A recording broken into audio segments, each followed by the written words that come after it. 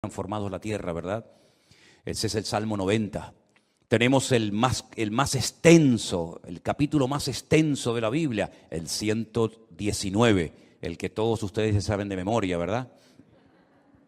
El más pequeñito, el 117, que es la letra de una antigua canción que cuando yo me convertí se cantaba mucho esa alabanza, pero ya como que se ha olvidado. Alabad al Señor, naciones todas, pueblos todos, alabadle, bendecid su nombre, ¿verdad? Tenemos el famoso Salmo 133, Inema tobu manaín shebedajin gam yahad. Mirad cuán bueno y cuán delicioso es habitar los hermanos juntos en armonía. Tenemos salmos proféticos, salmos que son quejidos, lamentos, ¿verdad? Tenemos la oración de los ancianos, la petición, el salmo de los ancianos, el salmo de las personas que ya han pasado a otra etapa de la vida. Es un salmo precioso también. Pero todos esos salmos se fueron recopilando a lo largo de la historia en diferentes periodos. Y ahí les he puesto un gráfico en las pantallas de la iglesia para que ustedes vean el proceso que experimentaron los salmos hasta poder recopilarlos los 150 y tenerlos en nuestras Biblias. Por ejemplo, los primeros 41 salmos, del 1 al 41, se recopilaron, no significa que se escribieron, pero que se recopilaron en la época del rey David. Porque hay algunos de esos salmos que son antes de la época del rey David. Por ejemplo, el que les cité a continuación, el 90, que es de la época de Moisés. Pero esos 41 primeros salmos se recopilaron, se reunieron y posteriormente se añadieron al libro de los salmos en la época del rey David. Otros salmos, por ejemplo, del 42 al 72 y del 73 al 89, se recopilaron en los tiempos de esos dos grandes reyes de Judá, los reyes del sur. Estos dos reyes fueron extraordinarios, Ezequías y Josías. Ezequías fue aquel rey que decidió meter el agua por debajo de Jerusalén para que si fuera sitiada, si los enemigos atacaban Jerusalén, no les cortaran el suministro de agua y se murieran de sed, esperando fuera los enemigos que Israel se rindiera. Todavía ese túnel subterráneo, esos túneles, mejor dicho, porque son varios, que llevan el agua por debajo de Jerusalén, todavía hoy en día se pueden visitar. Son los túneles que conectan la antigua ciudad de Jerusalén con el famoso estanque de Siloé. Y uno de ellos todavía recoge agua de lluvia y se puede pasar por él, incluso mojándose, el otro no. Y el rey Josías fue un rey muy utilizado, un hombre, un instrumento tremendo en las manos del Señor. Fue aquel rey que, cuando le dijeron hemos descubierto el libro de la Torá, el libro de la ley en el templo que estaba abandonado, hace una serie de reformas extraordinarias que hacía muchísimo tiempo que Israel las necesitaba. Luego tenemos, por ejemplo, del Salmo 90 al Salmo 106 y también del 107 al último, al 150, tenemos esos salmos que se recopilaron en el tiempo de Esdras, el sacerdote, y de Nehemías, aquel copero, ¿se acuerdan? Que vivían en el palacio del rey y que es el instrumento que Dios utiliza para la restauración física, la restauración de los muros y también del templo de Jerusalén. Y Esdras fue el instrumento para la restauración espiritual del pueblo. Porque una cosa es que tú seas restaurado en tu economía, en lo natural, sea economía, sea salud, sea familia, que está bien, Dios también está interesado en restaurar esas áreas de tu vida. Y otra cosa muy distinta es la restauración espiritual de una vida. Tú puedes ser restaurado, digamos, en tu economía, pero no significa de que haya sido restaurado en lo espiritual. Y si quieren ver un ejemplo claro de lo que estoy diciendo, vayan, por ejemplo, al famoso libro de Ezequiel, en el capítulo 37, cuando el Señor le dice a Ezequiel, ven que te voy a enseñar algo, y lo lleva al cementerio más antiguo del mundo, que está al este de Jerusalén, en el Monte de los Olivos, cementerio que tiene más de 3.000 años, que se puede visitar hoy en día, que se conoce, bueno, el nombre que le dan los judíos hoy en día es el Bet Hayim, que es la casa de los vivos, pero realmente era el valle de los huesos secos, porque es un valle lleno de huesos, un valle lleno de muertos. Y el Señor, estando él en Babilonia, le muestra ese valle, ese cementerio, y le dicen, ¿tú crees que estos huesos vivirán? ¿Tú crees que volverán a la vida estos huesos secos en gran manera, que en algunos casos hay años y años que están ahí enterrados? Y el profeta Ezequiel le dice al Señor: yo no sé, Señor, lo que va a pasar con estos huesos, con estos muertos. Y el Señor le dice: predícales, profetízales a los huesos. Y dice que mientras les predicaba, comenzaron a levantarse esos huesos y se formaron cuerpos humanos, seres humanos, con piel, con tendones, con miembros, con cuerpos. Pero dice que eran como muertos vivientes, les faltaba el espíritu. No se movían, estaban ahí quietos como zombies. Y el Señor les dice: les falta el espíritu, profetiza, habla para que el espíritu entre en ellos. Y al final del capítulo 37, el Señor le explica al profeta Ezequiel lo que significa esa visión y le dice: esta es la casa de Israel. Estos son los hijos de Israel, que van a experimentar un resurgir como pueblo, como nación, una restauración nacional, que en los tiempos de Ezequiel era impensable, pero que nosotros sabemos que se ha producido en el siglo XX, en mayo de 1948, los huesos secos, esparcidos por todas las naciones de la tierra, se levantaron en un solo día como pueblo, y ahí están, con su himno, con su bandera, con su tierra, con su capital. Pero la restauración espiritual aún no se ha producido. Todavía falta la restauración más importante del pueblo de Israel, y es la restauración espiritual que se va a producir cuando ellos reconozcan a Yeshua HaMashiach como el verdadero Mesías, Mesías que traspasaron, Mesías que rechazaron, pero que verán algún día que era el verdadero Mesías. En los Salmos encontramos mucha información acerca de la restauración nacional y espiritual del pueblo de Israel. Encontramos que dicha restauración se llevaría a cabo a través de la obra de Cristo, del Hijo de Dios humanado y encarnado, que habitaría entre los seres humanos como un ser humano más. En los Salmos también encontramos al principio mucha información acerca del tipo de salmo que vamos a leer. Por ejemplo, hay salmos que en la parte de arriba pone Mictán. ¿Lo habéis visto alguna vez? Mictán. Y uno dice: ¿y eso qué significa? Mictán es una enseñanza profunda. Un salmo que ponga arriba como título Mictán es una enseñanza a tener en cuenta. Es una sabiduría expuesta por escrito para que el que la lea, el que la reciba, el que la cante, sepa que está cantando verdades muy profundas que nacen del corazón de Dios. Hay salmos que, por ejemplo, pone Salmo de Segilot, y significa que es un salmo que se tenía que tocar con instrumentos de cuerda, porque no todos los salmos se tocaban con instrumentos de cuerda, había otros que eran de percusión y otros de viento. Hay salmos que pone, por ejemplo, Shir LaMa'alot, salmo cántico de las subidas, que eran los salmos que cantaban los peregrinos cuando subían a Jerusalén 3 veces al año a celebrar la fiesta de la Pascua, la fiesta de los tabernáculos, que era la última, y en medio la fiesta de Pentecostés o la fiesta de Shavuot, las semanas. Y también algunos creen que había escalones en el templo de Jerusalén donde se ponía el coro, y esos salmos de las subidas desde allí los cantaban. Pero en este salmo, si ustedes lo pudieran ver en hebreo, al principio pone mitzmor, y la palabra mitzmor significa que es un salmo que hay que cantarlo. Nosotros como cristianos no tenemos esa costumbre, lamentablemente, porque el salmo nos indica que este salmo habría que cantarlo desde el versículo 1 hasta el último versículo, hasta el versículo 5. Nosotros lo hemos leído, pero realmente es un salmo que, según las instrucciones que Dios nos da, tendríamos que haberlo cantado. Y es la mejor manera de aprender capítulos enteros de memoria de la Biblia, poniéndole música. Y es la mejor forma de aprender, ya digo, capítulos y capítulos enteros de la Biblia.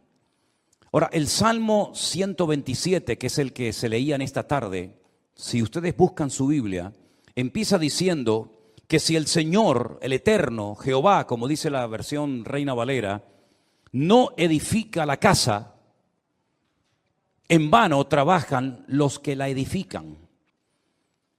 Tenemos que explicar brevemente a qué se está refiriendo el autor de este salmo, que pudo ser David, que le escribió un salmo, una enseñanza a su hijo Salomón, o como opinan otras personas, pudo ser un salmo que lo escribió Salomón con una enseñanza que heredó de su padre, el rey David. Sea como sea, la declaración que hace el versículo 1 es muy interesante. Si Dios, el Eterno, nuestro Creador, no edifica la casa, en vano trabajan los que la están edificando. El sueño de David, que nunca lo vio cumplido, era construir un templo para su Dios. Dios nunca le dijo a David que lo hiciera, pero nació en el corazón de David el anhelo, el deseo de tener una casa, un templo, sobre todo para que el arca de la alianza, que tenemos ahí en la entrada de la iglesia como una réplica, para que ustedes pudieran ver el tamaño original que tenía el arca de la alianza en aquellos tiempos, en vez de estar debajo de una lona, debajo de una tienda de campaña, pudiera estar en un templo bonito, grande, bien decorado, espacioso, etcétera, etcétera. Ese era el sueño de David, pero nunca lo vio cumplido, porque el profeta Natán le dijo que él no tenía el aval, el respaldo de Dios, el permiso del Señor para construir dicho templo. Ese templo solamente podía ser levantado en un lugar. No podía ser levantado en cualquier parte, sino encima de lo alto de un monte llamado el monte Moriah. Es una palabra compuesta, el lugar donde Dios me enseña. Moriah viene de maestro, Moré, Morá, Morim, Morot, y Yad es el diminutivo del nombre de Dios. El monte donde Dios es mi maestro, el monte donde Dios me enseña y me instruye, ¿verdad? En ese monte vivía un señor llamado Arauna, que era un jebuseo, los antiguos habitantes de Jerusalén. Y allí sube el rey David. Y entonces dice la Biblia que allí ofrece un sacrificio, cuando había muerte por todas partes, por un pecado que, como bien saben ustedes, el rey David había cometido. Allí él presenta un sacrificio en el mismo monte y en el mismo lugar donde tiempo atrás el famoso patriarca Abraham, el amigo de Dios, había subido con su hijo Isaac para sacrificarlo sobre un altar, pero el Señor lo detuvo y le dijo: no lo hagas. Todavía ese altar, esa roca enorme que es tan grande como esta plataforma o más, todavía está allí. Y los judíos consideran que desde allí fue donde Dios creó el mundo, el ombligo, el centro geográfico de la tierra bíblica. Pues en ese lugar Salomón, su hijo, iba a construir el primer templo de la historia para Dios. Ellos tenían que partir de la base de que el Dios de ellos era tan grande, tan inmenso, que era imposible meterlo dentro de un templo. Era totalmente imposible meter a Dios, limitar a Dios dentro de un cubículo, dentro de un edificio, porque ya el Señor le había dicho a David que el cielo es su trono y la tierra es el estrado de sus pies. ¿Qué templo me van a hacer ustedes para mí? Los romanos se reían de los judíos cuando llegaron a Israel y decían: ustedes están locos, porque ustedes tienen un templo enorme, precioso, pero vacío. ¿Dónde están vuestros dioses? ¿Dónde están vuestras divinidades? Los griegos, los romanos y todas las culturas habidas y por haber levantaban templos, pero luego los llenaban de ídolos. Apolos, Afrodita, ¿verdad? Cibeles, Ares y tantos dioses. Pero los judíos nunca pusieron una figura de Dios, porque al Señor tu Dios adorarás y a Él solo servirás. Y en los famosos 10 mandamientos, el Señor prohibía la fabricación de imágenes de talla. Por lo tanto, era un templo vacío, pero en lo más recóndito, en lo más oculto del templo, estaba un lugar que nosotros lo llamamos el lugar santísimo, donde estaba el arca de la alianza. Y Salomón iba a poder construir ese templo con la ayuda de miles y miles de personas. Y podía estar tranquilo de que nadie le iba a atacar, porque su padre había estado durante años sometiendo a todas las naciones vecinas para que su hijo en tiempos de paz y de prosperidad pudiera construir el templo de Jerusalén. Lo tenía todo. El padre le dio los planos. El padre le escribió 77 letras de canciones que las tenemos en la Biblia, los famosos salmos de David, para que pudieran cantar. Inventó instrumentos musicales, le dio oro, piedras preciosas, madera, plata, bronce, lo tenía absolutamente todo. Y además Salomón hizo un pacto con el faraón, que eran expertos en aquella época en la fabricación de megaestructuras, porque los judíos nunca habían hecho un edificio tan grande, y mucho menos para Dios. Cómo levantar aquellas piedras, subirlas a aquel monte, colocarlas una encima de la otra.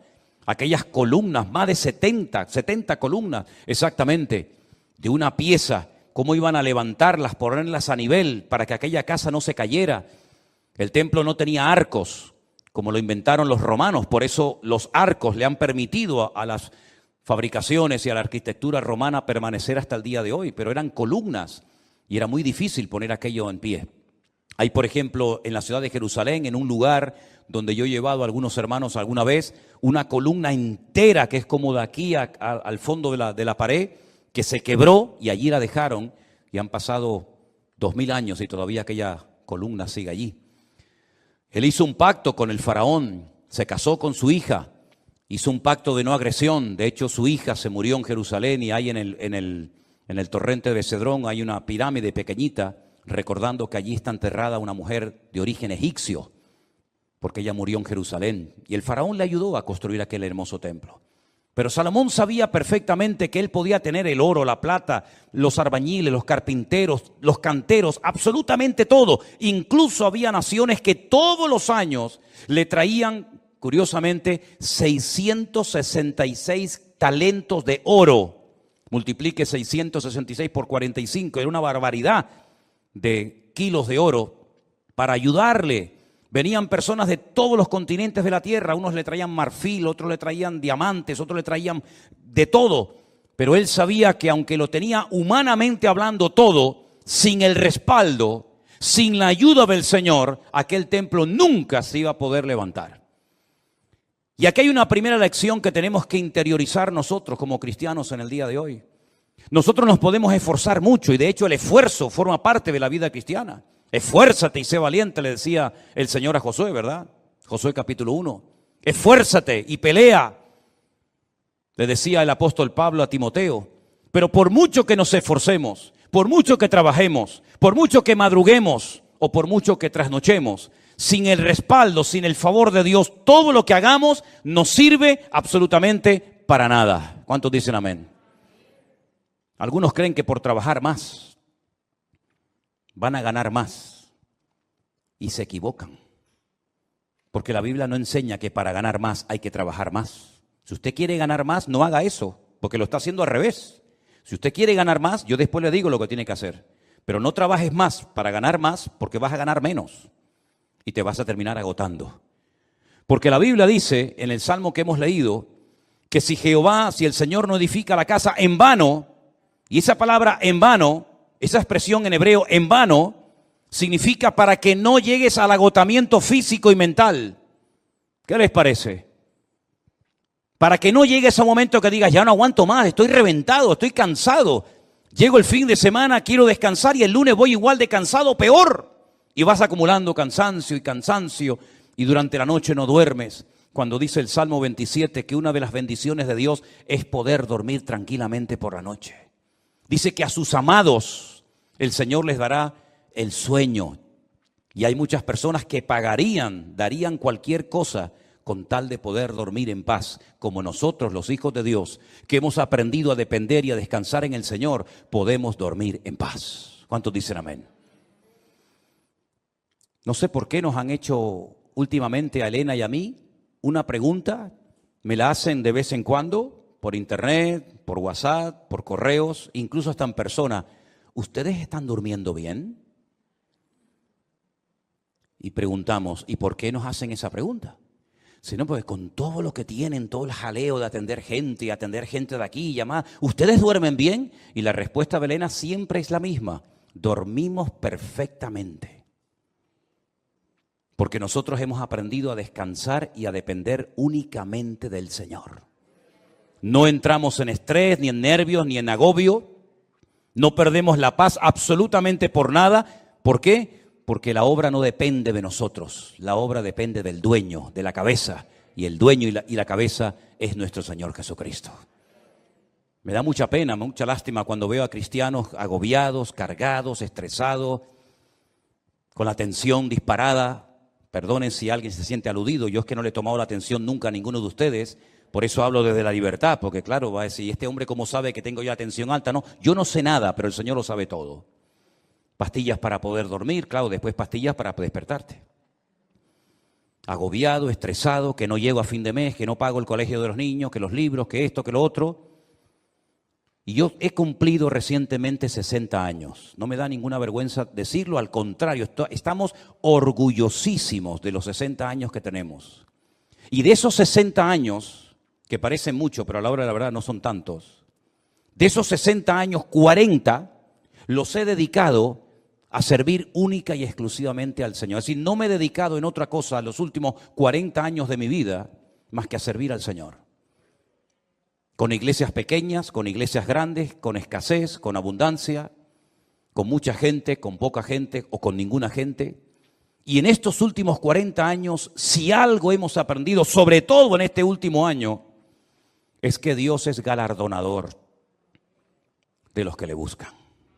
Y cuando más difícil estaba todo, y cuando humanamente hablando era imposible que esto siguiera adelante, el Señor sin manos nos dio una cachetada de amor, mostrándonos y enseñándonos que Él es el que edifica su casa y su obra, y no nosotros. A mí me llama mucho la atención que este verbo, edificar, es exactamente el mismo que emplea el Señor Jesucristo cuando hace referencia a lo que Él iba a hacer. Edificaré mi iglesia. Su padre en Génesis capítulo 1 nunca empleó el verbo baná o boné, que es construir, sino el verbo bará, que se parece, pero no tiene nada que ver una cosa con otra. Bará es un verbo que solamente aparece en la obra creadora de Dios. Cuando dice la Biblia que en el principio creó, ese verbo creó es bará y significa crear de la nada. Este púlpito está hecho de un material llamado metacrilato. Lo mandamos a hacer hace 20 años. El que lo hizo, porque este no se ha perdido ningún culto desde que estamos aquí, Este ha estado todos los cultos, todas las reuniones de jóvenes, todos los cultos de jueves, todos los cultos de domingo. Este que está aquí, o esto que está aquí, ha estado siempre aquí. Pero el que lo hizo, no lo creó, lo hizo utilizando una materia prima, metacrilato. Y el púlpito que tenemos en la iglesia del Puerto de la Cruz es de madera. Y alguien lo hizo, no lo creó, utilizando la materia prima de la madera. Pero el verbo bará en Génesis capítulo 1 es crear de la nada. ¿Y cómo Dios creó sin utilizar materia prima? Sin utilizar tierra, sin utilizar piedra, sin utilizar madera, con el poder de su palabra. Dijo Dios, sea la luz, y fue la luz. Y dijo Dios, y todo lo que Dios decía se materializaba por el poder de su palabra. Pero curiosamente el Hijo, cuando viene a este mundo hace 2000 años, Él no dijo, crearé mi iglesia de la nada. No dijo eso, sino dijo, edificaré. Y si juntamos, y tenéis memoria para recordar esto, el Salmo 127 dice Salomón, si Dios no edifica esta casa, en vano estamos trabajando nosotros aquí. Estamos perdiendo el tiempo, nos estamos desgastando, vamos a llegar a la extenuación, al agotamiento, si Dios no respalda esta obra. Porque Él sabía que esa obra no dependía de sus obreros, de su sabiduría, que era mucha y la tenía, de su dinero, que era mucho y lo tenía. Él sabía que aquella casa no era una casa particular, no era una sinagoga, no era un colegio, era la casa de Dios. Y la casa de Dios solamente se podía utilizar esa palabra, esa expresión para hacer referencia al templo. Yo sé que hay gente que dice, hermanos, bienvenidos a la casa de Dios. Está mal dicho eso. Porque esto no es la casa de Dios. Esto es un local donde se reúne la iglesia, pero esto no es la casa de Dios. Dios no vive aquí. Si esto fuera la casa de Dios, yo no me voy de aquí ni a palos. ¿Cómo me voy a ir de aquí si mi Dios vive aquí? ¿A dónde me voy a ir? Nos tendríamos que venir a vivir aquí. Pero esta no es la casa de Dios. Pero en aquellos tiempos, cuando Salomón dice, si Jehová no edificare la casa, ¿a qué casa se refería? A la casa de Dios. Él sabía que esa casa no iba a poderse terminar si no tenía el respaldo de Dios. Por eso el Señor Jesucristo pudo decir, yo edificaré mi iglesia. Porque Él dijo, todo lo que hago y todo lo que digo, lo hago porque mi Padre me da autorización y me apoya para hacer y decir lo que hago. Por eso la iglesia ha permanecido en estos últimos 2000 años con persecuciones, con todo tipo de regímenes políticos, con falsas doctrinas, con divisiones, etcétera, etcétera. ¿Por qué? Porque el que la está fabricando no es el hombre, el que la está construyendo es el Señor Jesucristo. Y nosotros somos piedras vivas en ese edificio, pero la piedra angular, la que soporta todo el peso, es nuestro Señor Jesucristo. La piedra que desecharon los edificadores ha venido a ser la cabeza del ángulo. Bendito sea Dios. Piná, Rosh Piná. Eso es, Rosh Piná. Hay un pueblo en Israel muy bonito que se llama Rosh Piná, que significa la cabeza del ángulo. Pero este salmo, ¿sabes?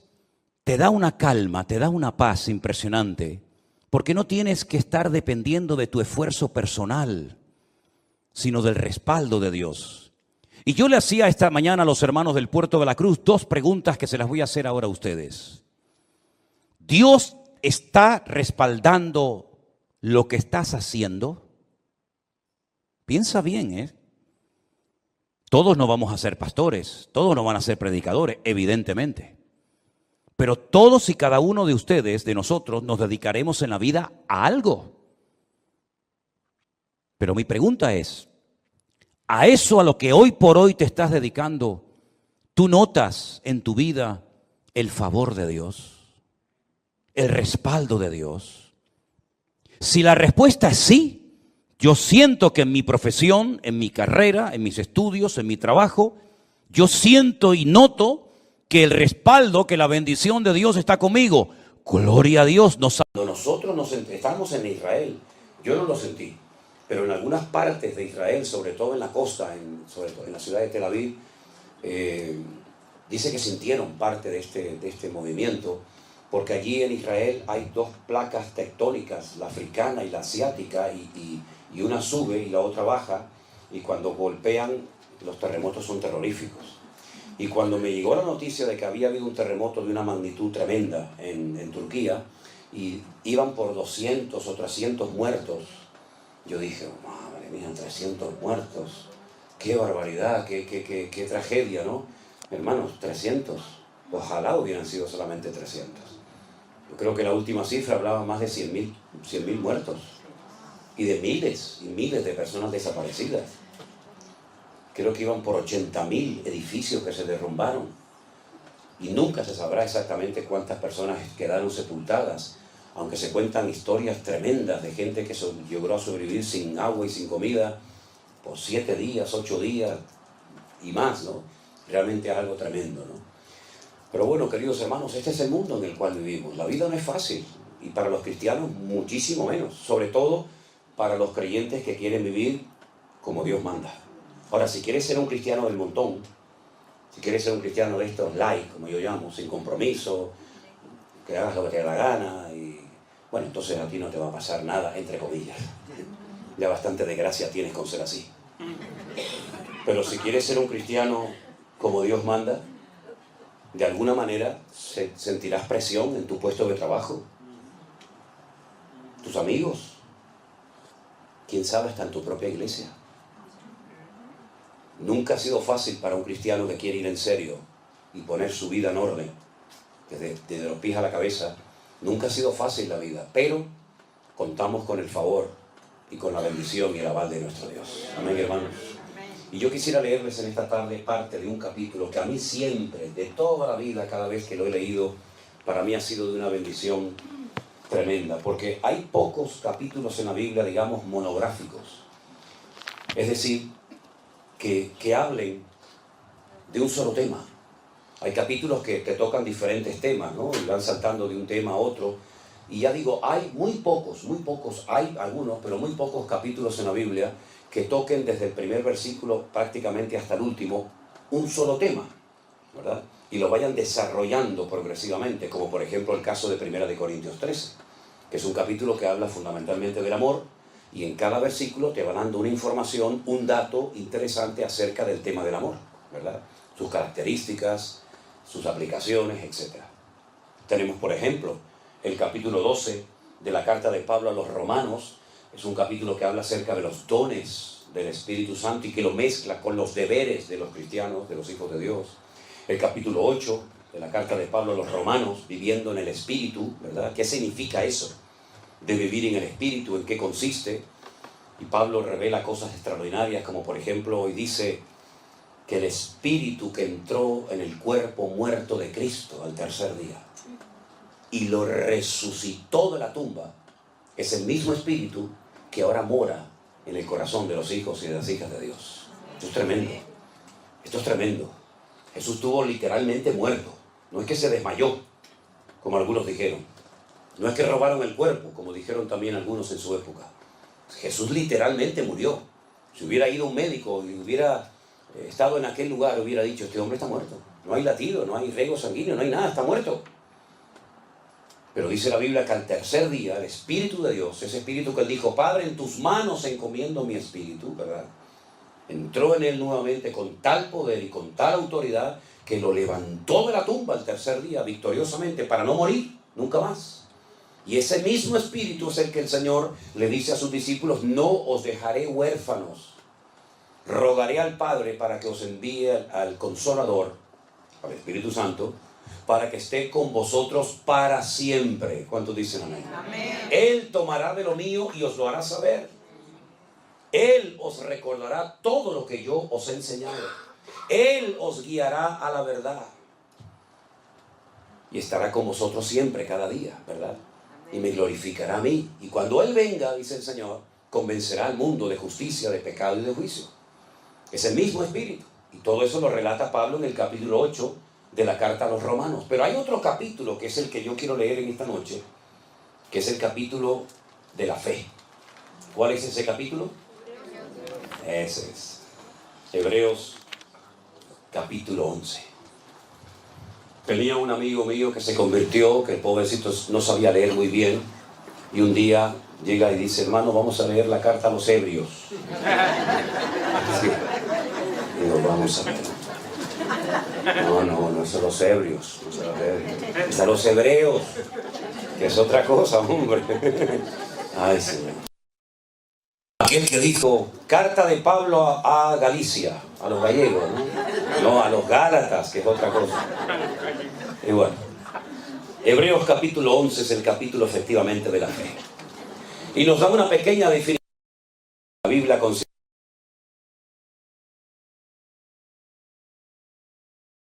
la certeza de lo que se espera, la convicción de lo que no se ve. ¿Qué te parece? Pero consigue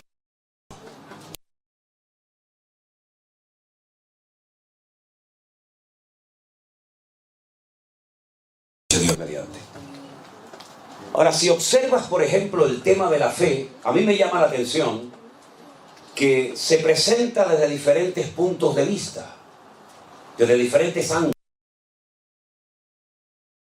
Saber a dónde iba. Versículo 9.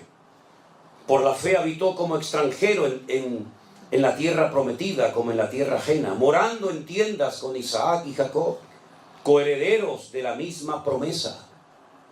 Es decir, pasó de una vida de confort, de una vida de estabilidad, con su trabajo, con su familia, etcétera, etcétera, a una vida de nómada.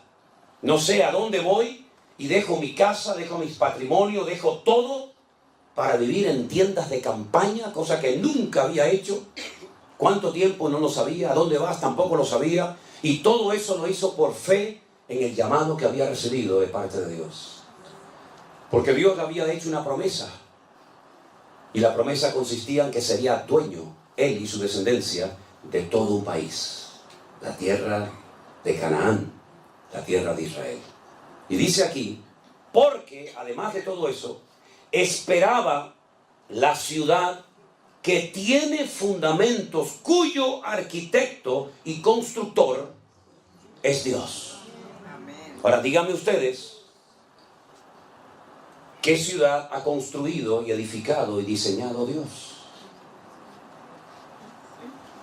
¿Dónde está esa ciudad que ha construido Dios? Que la ha diseñado hasta el más mínimo detalle. ¿Dónde está esa ciudad? Porque de esa ciudad no se habla nunca en el Antiguo Testamento.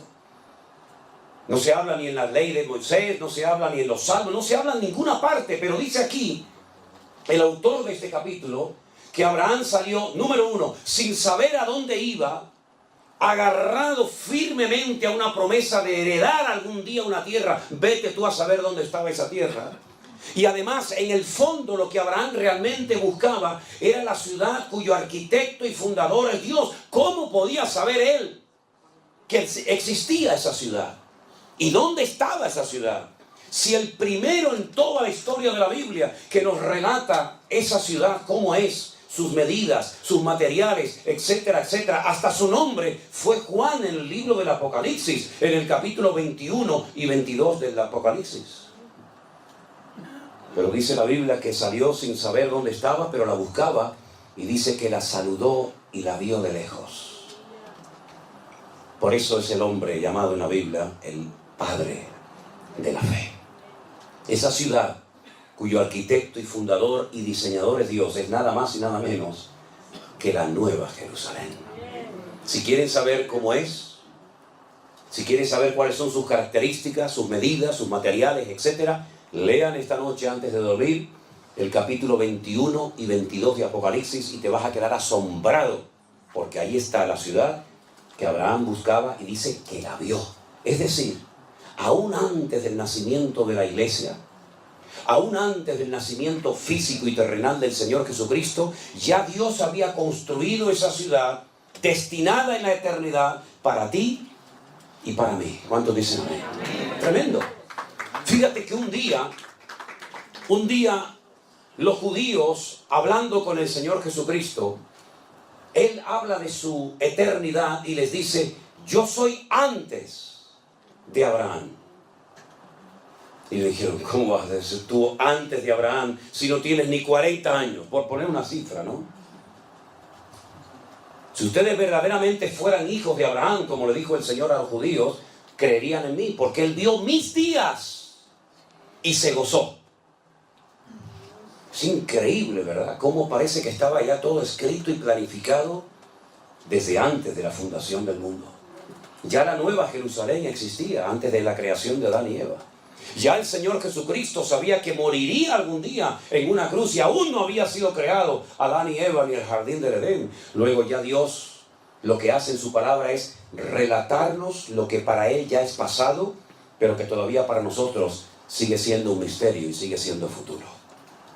Por eso es muy interesante ver cómo Dios relata las cosas del futuro, que cuando te las cuenta, las lees y parecen como que ya han sucedido en el pasado lejano y distante.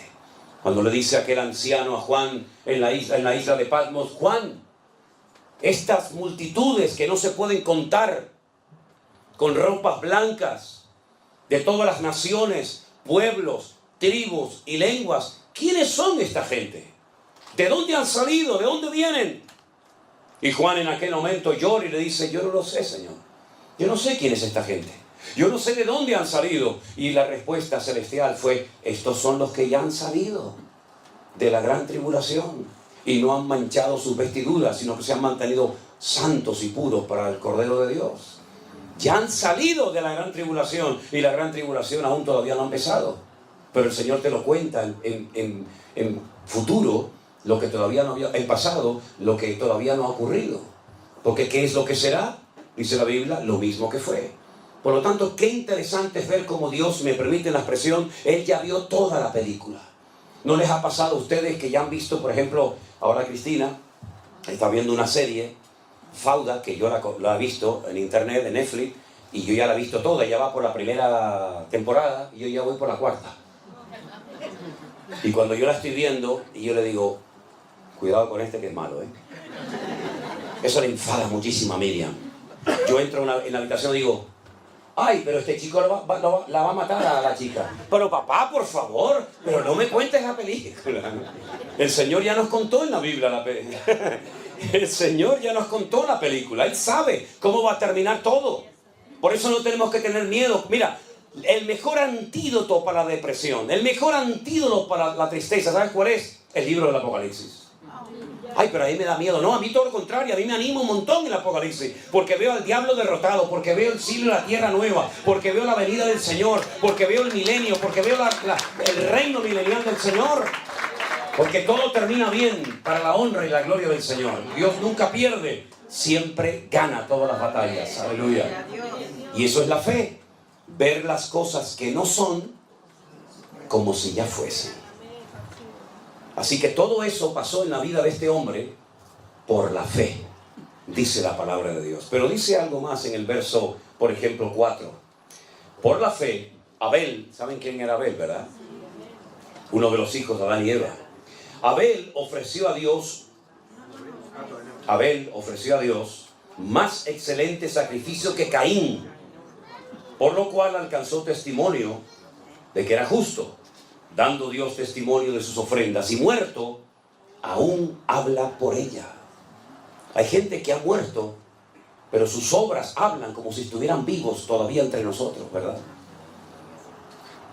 Dios había establecido un nuevo sistema, una nueva forma de acercarse a Dios, porque ya habían pecado, ya habían caído, ya habían sido expulsados del jardín del Edén, pero Dios quería seguir teniendo comunión con el hombre, pero ya no va a ser igual. Ya se acabó eso de línea directa con Dios, ahora son sacrificios de animales. Y alguien me preguntó una vez, ¿y por qué sacrificios de animales? ¿Qué tienen que ver los animales con el pecado del hombre? Bueno, Dios estableció muchas leyes en la naturaleza y muchas leyes en el reino espiritual, y una de ellas dice que sin derramamiento de sangre no hay remisión de pecados. En la sangre está la vida. Es decir, que lo que tenía que suceder es que el hombre tenía que morir derramando su sangre.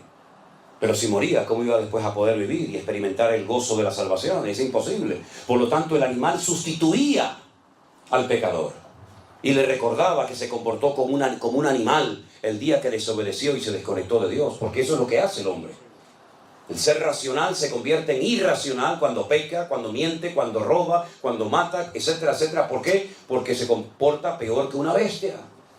Y el pecador, cuando quería acercarse a Dios, tenía que traer un animal, como tú te has comportado como un animal, en vez de como un ser, pues, racional, como yo te creé en un principio. Y vas a tener que poner tus manos sobre la cabeza de ese animal inocente y confesar públicamente tus pecados. Y ese animal simbólicamente va a morir en tu lugar, aunque no te va a perdonar los pecados, pero es para que recuerdes siempre que eres un pecador. Y eso pasó durante siglos y siglos y siglos. Nadie podía acercarse a Dios como nosotros hoy en día, que oramos, pedimos perdón y ya está. No, durante siglos la gente tenía que ir al templo de Jerusalén a presentar sus correspondientes sacrificios. Pero claro, no había un sacrificio que te limpiaba completamente de tus pecados, sino que continuamente tenías que ir, y otro día, como cuando éramos católicos. No ibas al cura y te confesabas y ya te perdonaba los pecados para toda la vida. ¿Verdad que no? Yo me acuerdo que un día un cura me dio una bofetada. Me dio un sopapo un cura una vez, porque como nos obligaban a confesarnos cuando yo estaba en el colegio de curas y era monaguillo, pues me llevaba a confesar antes de poder comulgar. Antes era así. Y cuando iba al cura y le decía de aquello de Ave María Purísima, sin pecado concebida, hijo, cuénteme sus pecados. Y yo, de bromista, le digo, Padre, me confieso de mis pecados y también me confieso de los pecados que voy a hacer cuando salga de misa otra vez. Y salió del confesionario y me dio una bofetada y dice, no, sin vergüenza, no tienes vergüenza. Digo, es que voy a pecar otra vez, es que hay ahí una niña que me gusta mucho y me voy a ir con ella después cuando salga de la misa. ¿Te das cuenta? No hay alguien que te pueda perdonar para siempre los pecados, solamente aquel que dijo, este es el Cordero de Dios que quita el pecado del mundo. A Él sea la gloria y la honra en esta noche. Jesucristo, el Hijo de Dios, aleluya. Él perdona y olvida.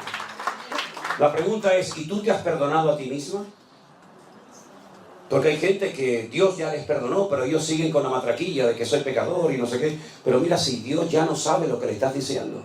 Dios perdona y olvida para siempre. Y nunca más volverá a echarte en cara tus pecados. Si te vienen esos remordimientos de conciencia, si te vienen esos malos recuerdos, no es el Señor, es el diablo que viene a acusarte de lo que Cristo ya te perdonó. Y eres libre completamente en el nombre del Señor, ¿verdad? Y entonces cuando Abel sabía que tenía que ir ante la presencia del Señor con un sacrificio de animales, él fue y lo hizo así, porque eso era lo que Dios había enseñado. Pero su hermano Caín no lo hizo, porque era un desobediente, era un rebelde. ¿quién le enseñó a Caín a ser desobediente y rebelde?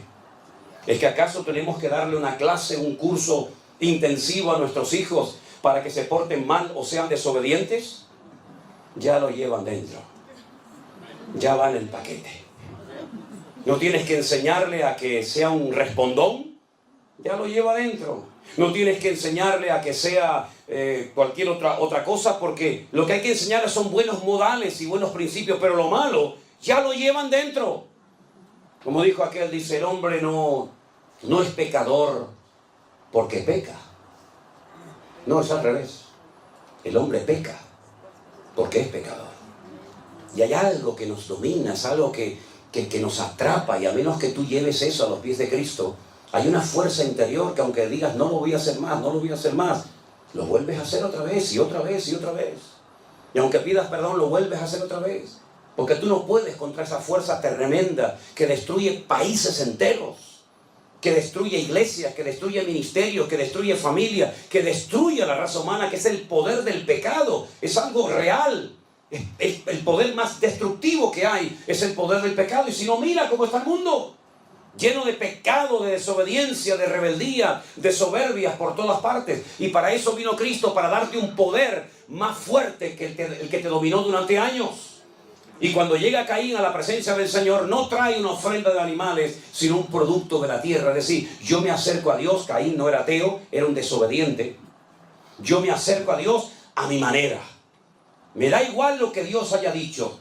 Dice animales, yo traigo patatas del campo. Dios dice patatas del campo, yo traigo animales. Es el espíritu de la contradicción. Y es la actitud del ser humano. Aquí tienes un reflejo, una fotografía de cómo es el ser humano. Obediente a Dios o rebelde a Dios. Lo ves en Caín y Abel. Lo ves en Jacob y Esaú. Lo ves en el ladrón arrepentido a la derecha. Y lo ves en el ladrón rebelde y soberbio a la izquierda. Lo vemos continuamente por todas partes. Y entonces el Señor le habla a Caín y le dice, Caín, no estás haciendo bien las cosas. Fíjate que Abel no le dice nada. Dios no le habló a Abel. ¿Para qué le va a hablar si está haciendo las cosas bien? Sin embargo, le habló Caín y le dijo, tu semblante ha decaído, ya no eres la misma persona. Miras con malos ojos a tu hermano, pero si hicieras las cosas bien, yo no te bendeciría. Y en vez de arrepentirse, en vez de humillarse y decir, perdóname, Señor, lo siento, voy a corregir el rumbo. Como dice la Biblia, si oyereis hoy su voz, no endurezcas tu corazón. Pues entonces lo que hace es que engaña a su hermano y le dice, Abel, vamos a dar un paseo por el campo. Y el otro dice, vamos. Se fía de su hermano. Es noble de corazón. Ni siquiera se imagina lo que le va a hacer su propio hermano. Y dice la Biblia que su hermano Caín se levanta contra él y lo mata. El primer asesinato de la historia de la humanidad. Y Dios le vuelve a hablar a Caín y le dice, Caín, ¿dónde está tu hermano Abel? Lo confronta, ¿no? Y Caín le dice, ¿soy yo acaso guarda de mi hermano? Como diciendo, yo qué sé dónde está mi hermano. Y le dice el Señor algo tremendo y le dice, la voz de la sangre de tu hermano Abel ha llegado hasta mi presencia. Aunque lo quieras ocultar, esa sangre inocente que ha sido derramada por tu mano ha llegado a mi presencia clamando por justicia. Y Dios maldice a Caín, y sabemos lo que pasó con Caín. Fue un ser errante, ¿verdad? Sin arraigo en ninguna parte del mundo, con una insatisfacción como le pasa a la gente hoy en día, que nada les llena. Se emborrachan, se drogan, van a fiestas, van a casinos, viajan, se casan, se divorcian, se juntan con una, se juntan con otra, se meten en una secta, salen de una secta, se meten en otra, tienen dinero, pierden el dinero, vuelven a ganar dinero, y hay una constante insatisfacción en su vida y nada les llena. Es como un hueco que nunca se termina de llenar, porque cuando una persona es desobediente y arrogante y le da las espaldas a Dios, nunca te sentirás feliz ni en paz. En esta vida es el espíritu de Caín, el espíritu errático, el espíritu que cuando está aquí quiere estar allá, Cuando está allá, quiere estar aquí. Cuando hace frío, dice, ay, a ver si viene el calor. Viene el calor y quiere estar el frío. Cuando está navegando en alta mar, quiere llegar a tierra. Cuando está a tierra, quiere volver a alta mar. Cuando es de día, anhela la noche. Cuando es de noche, anhela de día. Es una constante insatisfacción. Y esa es la característica típica del que está fuera de la voluntad de Dios. Sin embargo, el que está en la voluntad de Dios, le da igual si hace frío o calor. Le da igual si le aplauden o le critican. Le da igual si tienes que predicar a unas sillas vacías o a un auditorio de miles de personas. ¿Sabes por qué? Porque ya el vacío lo llenó el Señor Jesucristo, nuestro amado y bendito Señor. Aleluya. Es así, hermano, es así. ¿Y por qué Abel fue obediente? Porque dice que lo hizo por fe. Porque la fe nos ayuda a ser obedientes. Y la rebeldía nos ayuda a ser gente desobediente. Tú tienes que elegir en esta noche qué tipo de vida, qué modelo de vida tú vas a vivir. Y otra cosa, para los que son padres y madres, lo que tú elijas, el camino de la obediencia, el camino del sometimiento al Señor, o el camino de la desobediencia y dándole las espaldas a Dios, quieras o no quieras, te pongas como te pongas, se lo vas a transmitir a tus hijos. Así que ándate con ojo. Porque no solamente los seres humanos tenemos la capacidad de transmitir nuestra genética a nuestros hijos, sino también hay una influencia espiritual sobre nuestros hijos que se transmite aunque no creas en ello. Por eso es muy importante que tú no solamente analices tus palabras, sino tu actitud. Porque puedes decir todo lo que tú quieras y puedes gritar y puedes hacerte el macho y puedes hacerte lo que tú quieras. Pero si tu vida por dentro no es igual que lo que parece ser por fuera, tú vas a transmitir tu rebeldía, tu amor al Señor, tu pasión por la obra del Señor o tu rechazo al Señor y a su palabra. Lo vas a transmitir quieras o no quieras. O es que no hemos leído en la Biblia que dice, tal la madre, tal la hija. Vemos un niño pequeño y decimos, ¿cómo se parece a su padre? Es igualito, igual de terco, de cabezón que el padre o que la madre. Y el niño tiene meses, pero ya comienza a brotar ese germen que llevamos por dentro. ¿Se acuerdan cuando el Señor Jesucristo le dijo a sus discípulos aquella frase preciosa? En el mundo tendréis aflicción, pero confiad, yo he vencido al mundo.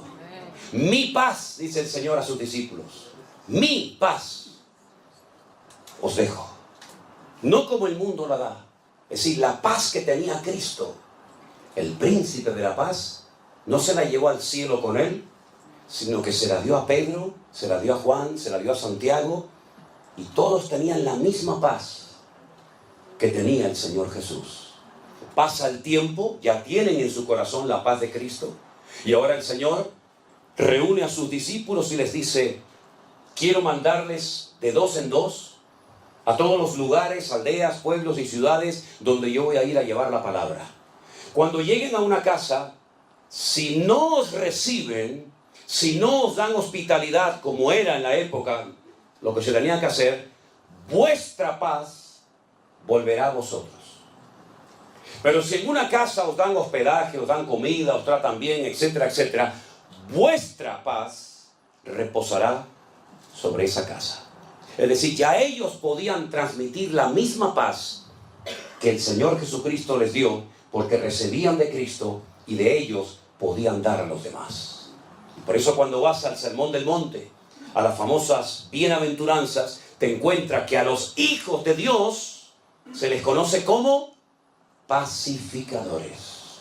Bienaventurados los hijos de Dios, porque ellos serán llamados pacificadores. ¿Qué transmites tú en tu casa? ¿Qué transmites? Ustedes saben que cuando una persona, por ejemplo, fuma, el olor del humo, del tabaco, se le impregna. ¿Sí o no? La Biblia dice que un día una mujer ungió al Señor Jesucristo con un vaso de alabastro de nardo puro, y toda la casa y todos los que estaban en la casa fueron impregnados con aquel olor del Señor. Y déjenme que les diga que hace poquito estuve en Israel y una hermana compró un vasito, así un frasquito pequeño de alabastro, y me echó una gota así en la mano. Oye, y huele algo increíble. ¿Cómo sería un vaso de alabastro, de nardo puro, verdad? Tremendo, ¿no? Así que, amados hermanos, ¿qué es lo que transmitimos a los demás? Cuando llegas a un lugar, transmites confianza, transmites fe, transmites optimismo, transmites la presencia de Dios. ¿O qué transmites? La Biblia dice que el Señor tomó del espíritu de Moisés y se lo puso a los 70 ancianos que iban a dirigir y a llevar el pueblo, la carga del pueblo de Israel, juntamente con él. ¿Qué transmites tú cuando hablas? ¿Qué transmites tú como persona, como hombre? Si yo me marcho esta noche de aquí y yo hago así, y yo me voy, si la policía viniera dentro de un rato o dentro de unos días a este lugar y examinaran estas huellas digitales, sabrían que yo estuve aquí. Porque estas huellas digitales no las tiene nadie en el mundo. Son únicas. Nadie, jamás en la historia de la humanidad, tuvo estas huellas digitales, ni las tendrá en el futuro nadie, exactamente igual que las de ustedes. Vamos dejando nuestra marca por todas partes. Nuestra marca física y nuestra marca espiritual. Por eso cuando Pedro dijo, yo no le conozco, yo no sé quién es ese hombre, yo no quiero saber nada, yo no soy uno de sus discípulos, uno de los argumentos que esgrimió aquella jovencita fue el siguiente: tú hablas como él. Aunque lo quieras negar, aunque lo quieras ocultar, tú también eres uno de sus discípulos porque hablas igual que él. ¿Cuántos dicen amén? Amén. Por eso, qué importante, amados hermanos, es que nosotros le pidamos al Señor poder transmitir la presencia y la gloria del Señor a todas partes donde vayamos. A veces lo conseguimos, a veces no, pero ten presente que a donde quiera que vayas, tú vas a transmitir lo que llevas por dentro, lo bueno y lo malo. Hay un refrán que seguramente ustedes lo conocen que dice: el que a buen árbol se arrima, buena sombra le cobija. ¿Lo conocen, verdad? Yo se lo voy a decir bíblicamente porque soy más espiritual. Dice Proverbios: el que anda con sabios, sabio será. Es decir, que si quieres recibir bendición de Dios, júntate con gente que te transmita cosas de Dios y no con gente que te robe lo poquito que tiene de Dios en tu vida. Eso es lo que dice la palabra. El capítulo es una maravilla. El capítulo habla de hombres y también, por supuesto, de mujeres. Dice la Biblia que Sara, la esposa de Abraham, era una mujer estéril y ya muy mayor, ya avanzada en edad, y no podía tener hijos.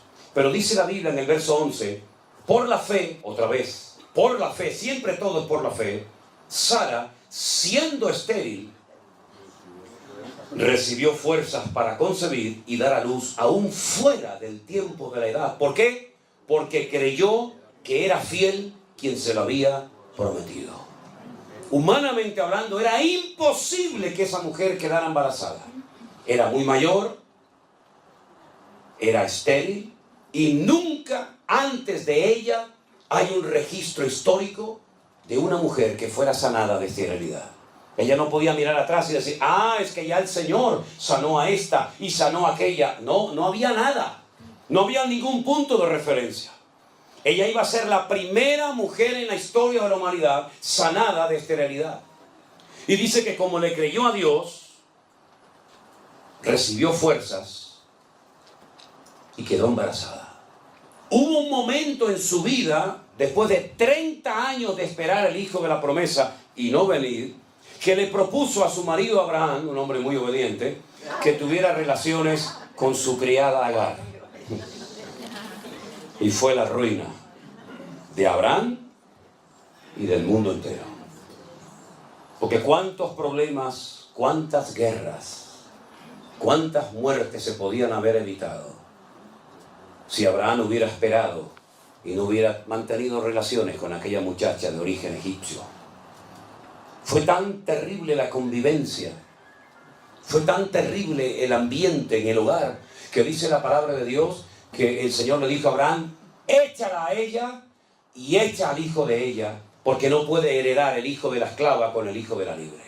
Y estoy hablando de Agar y de Ismael, el padre de todas las naciones árabes. Que cuando la Biblia habla de él, porque Abraham lógicamente lo amaba porque era su hijo, De momento era el único que tenía. La palabra, siempre hay tierra fértil. El Señor dice, no vayas a Egipto, quédate aquí. Y uno dice, ¿dónde le dijo el Señor a Isaac? Quédate aquí, no te muevas. En un lugar llamado Beer-sheba. La palabra Beer en hebreo es pozo. Sheba es el número 7, 7. Beer-sheba, la ciudad de los 7 pozos. Algunos de ellos los había abierto su padre Abraham. Entonces dijo, bueno, pues oraremos para que salga agua de los pozos y vamos a ver qué pasa. Los filisteos venían y le echaban tierra y piedra a los pozos y se los cegaban. Y entonces él se iba a otro lugar y abría un pozo, encontraba agua y los filisteos venían y se lo cerraban. Y entonces seguía hasta que dice que llegó a un lugar llamado Rehobot, que son lugares amplios. Y entonces dice que ese año, en pleno desierto, con muy poca agua, sin recursos humanamente hablando, dice que sembró y cosechó a 100 por 1. Y uno dice, Dios mío, no es el lugar, es la actitud de mi corazón lo que marca la diferencia. No es América, no es Europa, no es África, no es aquí ni allá. Es mi fe en Dios lo que marca la diferencia. Porque puedes estar en un lugar de prosperidad y de bendición y de trabajo, pero está la bendición de Dios sobre tu corazón. Porque el lugar es lo menos importante, hermano, créame. El lugar es lo de menos. Lo importante es tu corazón y tu fe en el Señor. El rey Salomón, el sabio Salomón, llegó a escribir un día un proverbio y dijo, es mejor un bocado seco y en paz, pero con la bendición de Dios, que casa llena de provisión, donde no está la bendición del Señor. Sé lo que es dormir muchos días, muchas veces en gasolineras dentro de mi coche, porque no tenía ni para pagar una habitación de un hotel o de un hostal. Sé lo que es viajar en barco y llevarme un trocito de pan, mientras los demás iban al comedor a comer. Yo no podía ir, porque no tenía dinero para comprar la comida en el barco. Sé lo que es sentarme a la mesa, sin comida, con los platos vacíos, y orar, Señor, gracias por estos alimentos que tú me has provisto para hoy. Y hemos aprendido algo en todos estos años, y es que cuando uno pone su confianza en el Señor, no importa la cantidad, lo que importa es que te agarres al Señor y seas capaz de creerle a Dios. Y ese día, cuando en un pueblecito de España llamado Medina de Pomar, provincia de Burgos, nos sentamos Elena y yo, porque en aquellos tiempos nuestras hijas no habían nacido, oramos con los platos vacíos y le dimos gracias al Señor por los alimentos. Al ratito, mientras conversábamos, alguien tocó a la puerta de nuestra casa y nos trajo un dinero, sin saber ella nada, porque venía de otro lugar, con una cantidad de dinero que nos sirvió para comprar comida ese día. Y como dijo el apóstol Pablo, y yo, para la gloria de Dios también lo puedo decir, sé vivir humildemente y sé tener abundancia. En todo y por todo he sido enseñado y entrenado por el Señor, tanto para tener abundancia como para padecer necesidad, porque todo lo puedo en Cristo que me fortalece. Y eso es lo que el Señor quiere enseñarnos a nosotros en el siglo XXI. Hay tiempos de abundancia, cuidado, porque echa más a perder la abundancia que la escasez. Es mucho más fácil recurrir a Dios en momentos de escasez que acordarte de Dios en momentos de prosperidad. Es más peligrosa la abundancia que la escasez, porque Salomón también dijo, si me das mucho, si me sobra mucho, puede ser que me termine olvidando de ti. Pero si me das poco, puede ser que termine robando y pecando contra ti. Por lo tanto, Señor, manténme de lo necesario para que no peque contra ti, ni en la abundancia, ni en la escasez. Eso es una lección que no se lee en un libro, sino viviéndolo cada día en tu vida. Aleluya. Claro, a todos, también a los cristianos, nos gusta tener nuestras necesidades básicas cubiertas. Y poder invitar a tu esposa una noche a comer, y poder comprarte una camisa si te gusta. Claro, no hay nada malo en eso. Pero no te olvides que el Señor es mi pastor y nada nos faltará. Y lo importante es tenerlo a Él. Y lo importante es que cuando Dios te prospere, que espero que te prospere a por 1000. Y cuando el Señor te dé abundancia, que seas un buen administrador y no tengas mentalidad de dueño, sino que seas un administrador fiel de los recursos que el Señor, por su misericordia, ha puesto en tus manos. ¿Cuántos dicen amén? Amén. Yo quiero terminar en esta noche leyendo los últimos versículos de este precioso capítulo, que podríamos estar horas y horas hablando de él. Hay una mujer mencionada en el versículo 31 que no era judía, era cananea. Su nombre es Rahab. El verso 31 dice: por la fe, otra vez, por la fe, Rahab la ramera no pereció juntamente con los desobedientes, habiendo recibido a los espías en paz. Esta mujer es muy interesante, su historia, porque la Biblia nos habla de que era una mujer que había ejercido durante tiempo la prostitución en la ciudad de Jericó.